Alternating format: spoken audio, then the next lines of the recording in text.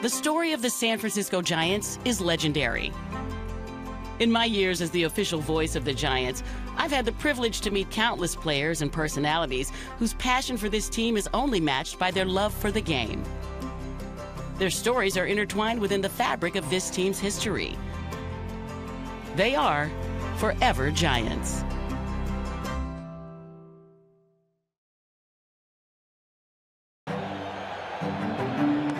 And he hits a fastball in the air to left field. Coleman going back to the track, to the wall, leaps in the air. It's gone. Home run. He stopped too. Watch this trot. Jeffrey Leonard was a natural on the diamond. During his 14-year career, he was a two-time All-Star and the 1987 NLCS MVP. Known for swinging at the first pitch, he garnered the nickname Hackman. And when he was on, he was one of the best hitters in baseball. Introduced to the game at a young age, the Hackman story begins in the city of brotherly love. Jeffrey Leonard, this is a real treat for me. Thank you for joining me. We were talking a little bit earlier about how I learned baseball at the age of 5, going to Candlestick with my parents, and you started playing baseball at the age of 5. Yes, I did. Yes, I did. Running up and down the hallways, sliding into the TV. Yeah, that's where I started. And your dad played semi-pro, so yes. I'm sure that had a big impact on you, right? Yeah, he taught me the game. You know, he's my first guy. He taught me the ins and outs, taught me the fundamentals, and you know how to throw, how to catch, how to hit. It helped us a lot, as a father and son. Our relationship was very, very strong. But your dad did play semi-pro baseball, so tell me how that impacted you. We talked baseball all the time. All the time? Did you really? Yeah. At a young age? Yes. Even when, on the teams, we would probably spend most of our time just sitting outside in front of the house, just going over different situations and fundamentals. And at that time, Gene Mauch had he was the manager of the Phillies.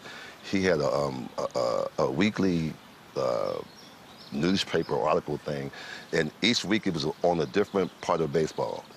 My father would cut those out, and then we'd have a team meeting, and he would go over that. So a lot of times, we never even hit the field. We just sit there and talk and just get the situations inside of our heads and rundowns and pickoffs, first and third defense and all this. Yeah. So, we learned a lot that way. So he was your first coach, basically, right? Yes. Right, and he coached you on teams where you played with older players to kind of challenge you, right? I kind of didn't understand it at first because my first year, I didn't play one game. I sat on the bench the whole year. Daddy was teaching you a lesson. I was like, man. And I remember I used to run and go dive in the dirt and slide and go home dirty like I played. Right. Didn't play a lick. So I was about 10, 11, and then my next season, he put me at shortstop. So, everybody was like, oh, man, you won't even play because, you're popular, this baby boy, blah, blah, blah, blah, blah. Oh. And then, so I guess his plan worked because, at that time, I assumed that he knew that I was ready. So he threw me out there, and I kind of held my own. And I didn't hear any more talk about that, anymore.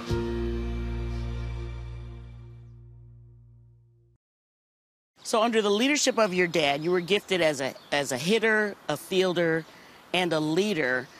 But unfortunately, you didn't get a lot of interest from scouts when you were playing baseball. I mean, was that how disappointing was that? No. What happened?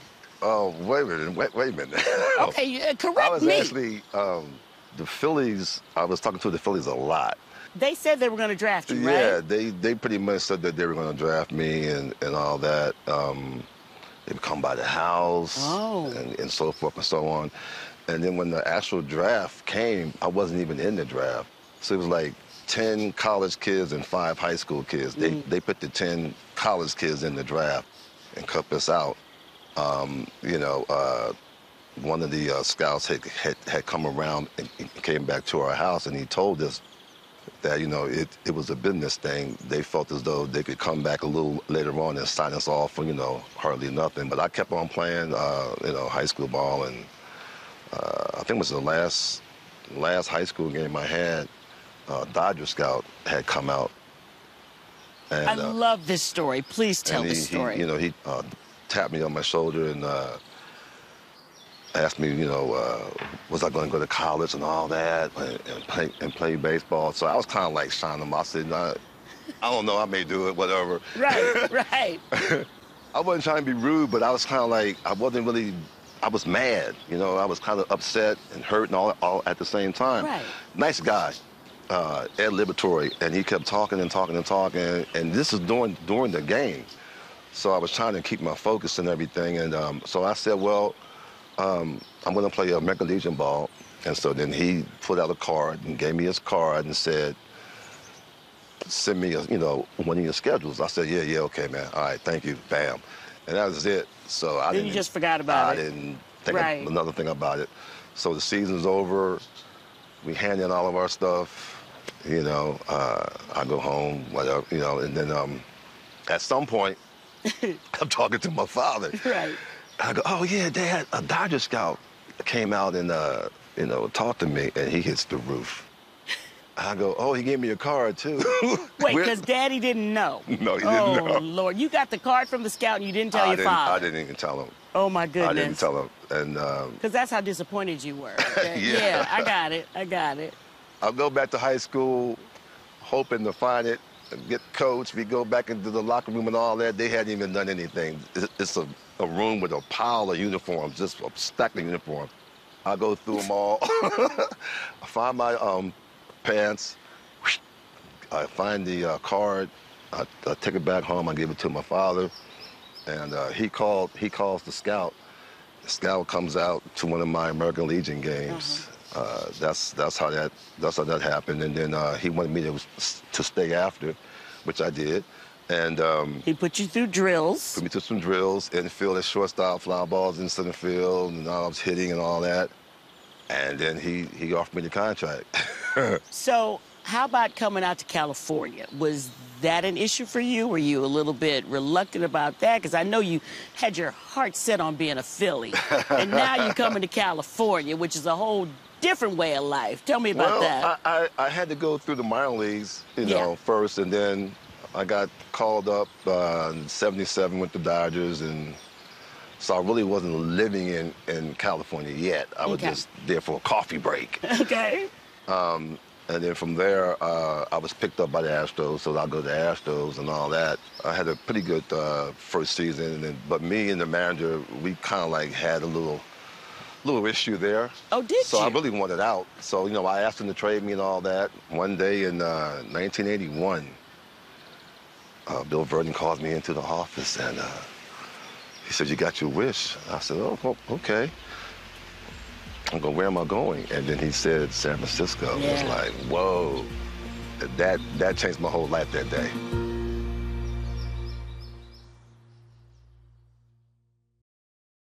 Tell me about the difference between, if there is even, playing for Frank Robinson and playing for Hum Baby Roger Craig.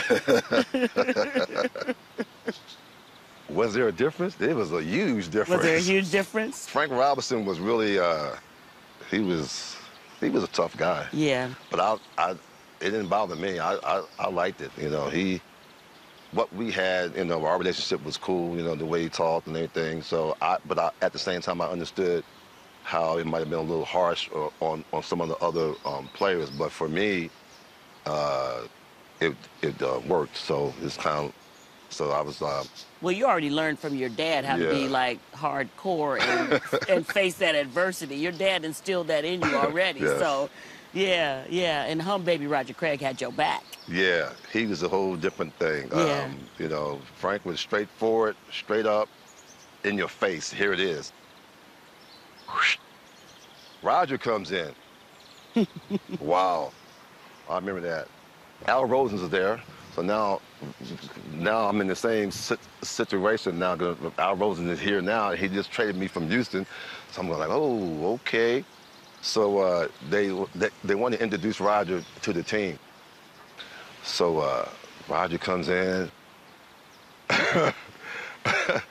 and he just went head first. He went, no, this is going to change. This is going to change. This is going to change. If anybody doesn't want to be here, raise your hands right now. Oh. And we were like, whoa, he's rolling. I was like, wow, okay. So he's going on and on and on. And it was a really, really good first meeting. Right. Until he got to the end of it. Uh-oh. So at the time, if you remember, you know, you could wear the high stirrups and the high pants, kind of like Vita Blue and all that. Absolutely. Roger Craig gets right at the end of his speech, and he goes, another thing, you're going to start wearing your uniforms correctly.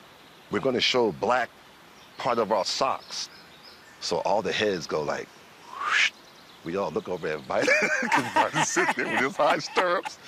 We go, what are you going to do, V? What are you going to do, V? It was off the hook. That's funny. hilarious. So, you know, I thought I was in the clear, you know, it's all good. So I'm standing up at my locker, and Roger goes, oh, and one more thing. We're going to wear our hats the right way.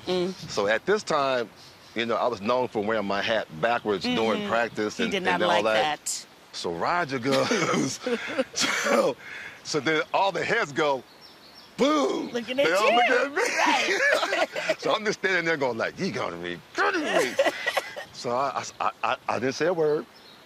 So Al Rosen brings Roger around to each of us individually, and he meets us all. It comes around, and he gets to my locker, and he goes, you know, I know who you are, you know, and I, you know, great respect for you, and you know how, you know, there's, you know, best left fielder in the league and all this kind of stuff. And I'm going, okay, he's going somewhere with this. Right. He goes, as a matter of fact, my daughter just last night told me, Dad, you can't make him do that because he's known for that. And I go, excuse me? He goes, I just want you to know that this was a hard decision. And I would go like, oh, okay, well that made it a little bit better. So he let it be. So now it's time to go out on the field. Okay.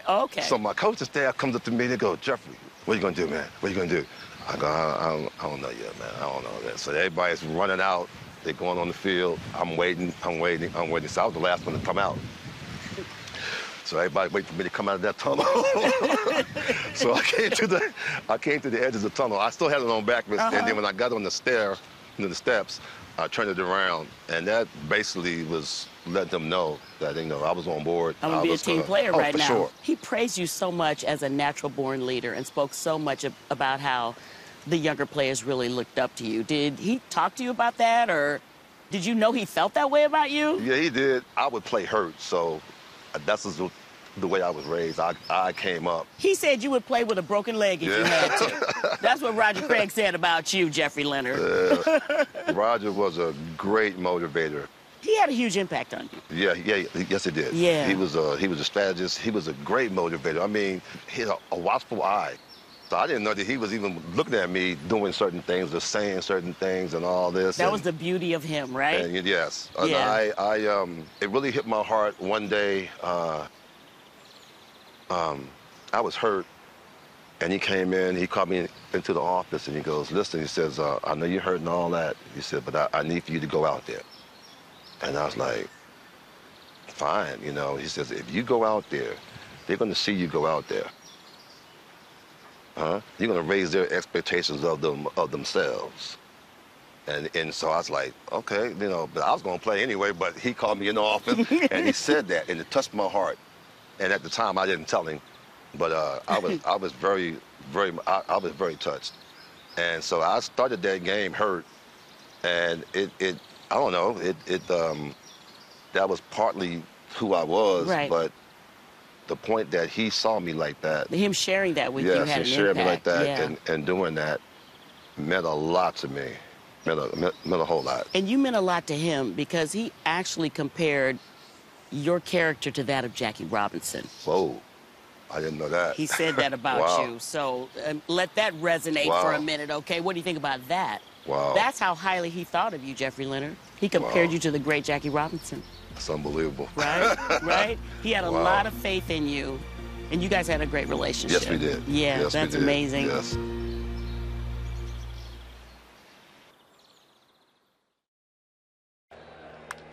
And he's hit one to deep left center, and Look out now. If it's gone, it is gone, and he's got one flap down. Yeah, look at his left arm. There it is. The flap is down, and when he gets to third, it's going to take him maybe 2-3 minutes to come around. And remember, This is the day one flap down became known worldwide, but the origin of this home run celebration actually began 1 year earlier.